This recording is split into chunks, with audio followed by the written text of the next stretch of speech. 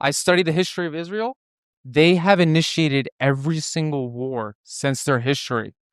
And every single conflict that resulted of them initiating war was brought upon them. Um, You disagree? MAGA got scammed. We genuinely got scammed. He ran off an anti-war campaign, and that's not what happened at all. My question for you, Destiny, is: are you anti-war? no. You're not anti-war in the Middle East? Well, war, no. I feel like it's weird to ask somebody in a country that was born of revolution to say we're anti-war or not, right? I think the question always has to be, what is the war? Is it justified or not? And then on what terms do we fight it, right? That's true, but would you ever go to war in the Middle East Me yourself? personally, Yeah. I got really big bone spurs. Isn't that what Donald Trump said?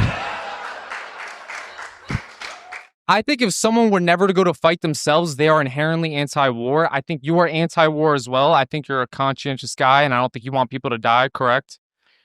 Yeah. The problem when people say like they're anti-war and you say like I don't want people to die is the unfortunate reality is sometimes you don't have a choice, right?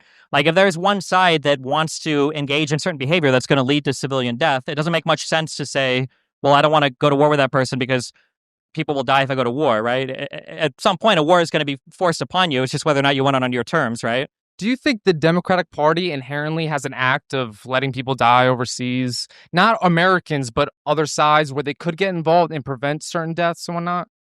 Well, I mean, the fundamental question is why do we get involved in foreign conflict? And the goal is generally it has to align with U.S. interests, right? Or regions that we're interested in or interests of U.S. allies. It's not just to stop death. Otherwise, we'd be way more involved in other regions, right?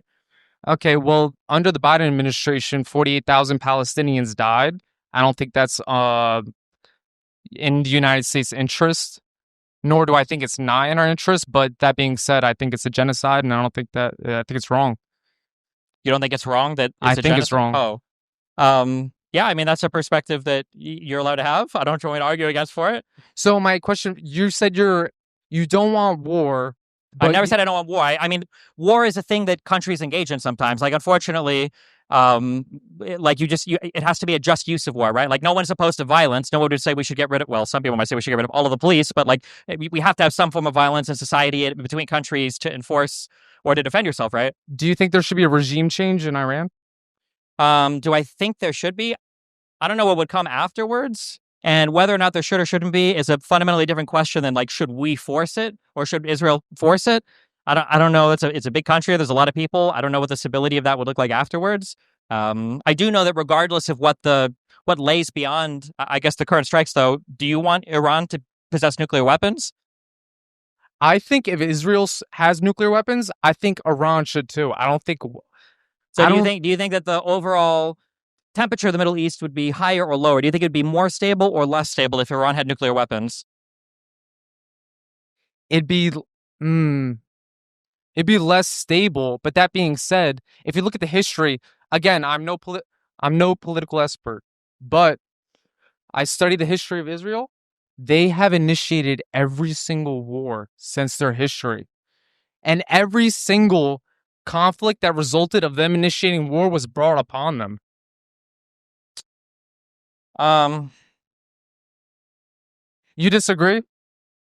yeah, but I don't know how we do the whole history of Israel Palestine or It's not even just Palestine. It's I mean an easy one would be in 73. That was a surprise war launched by the Arab states, right? The Yom Kippur War in 73. There's no way you could say Israel started that one at the least, right? yeah, but they also initiated conflict with Egypt and Libya. Well, they'd been in conflict for decades since the foundation of the country. So if you go all the way back to Israel's founding in 1948, who do you think really initiated the conflicts which created the domino effect that we are like where we are today? I don't know, God when he created the planets and the Do you universe? believe in God though? No. So I Okay, guess the there you Big go. Bang. I don't know. I mean, what you even the framing of that question is very loaded. Go back to the beginning of Israel in 48. Well, why not to the Kingdom of Israel? Okay. Well, like why? Like Are what? you How do we? pro? Are you do you support Israel and do you support the foreign aid in which we give to them? I'd say largely, yeah. But you don't want a conflict with Iran? Because you and Donald Trump have a lot in common if you really think about it. You gotta. When you say you don't want conflict with Iran, like no, but I mean, if you see a guy like walking to your house, and he's got like a bomb on him, and you shoot the guy in the driveway, do you say like, "Well, did you want conflict with the guy?" He's like, "No, but he was going to blow my shit up." So Okay. it's like these questions. I feel like they don't get to the root of the issue. That's why I asked earlier: would Iran with a nuclear weapon, would that be more stability for the region or less? And it seemed like you said it was less. So why would we want a scenario that is inherently less stable, especially when nuclear weapons are involved?